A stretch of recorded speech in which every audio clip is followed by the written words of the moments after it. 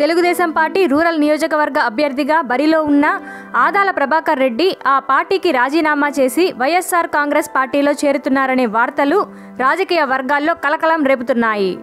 ఆదాల ప్రభాకర్ రెడ్డి మొదటి నుండి నెల్లూరు రూరల్ నియోజకవర్గంలో పోటీకి ముభావంగా ఉన్నారు. టీడీపీ అధినేత చంద్రబాబు పట్టుపట్టడంతో ఒప్పుకోక తప్పని పరిస్థితి ఏర్పడిందనే వార్తలు వచ్చాయి.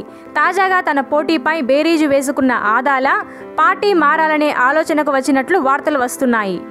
గత 2-3 రోజులుగా రూరల్ పరిధిలో కార్యక్రమాలు తగ్గించిన ఆదాల నేడు హైదరాబాద్ వెళ్లి జగన్ను కలిసి వైసీపీ కండువా కప్పుకోనున్నట్లు ఆ వార్తల సారాంశం.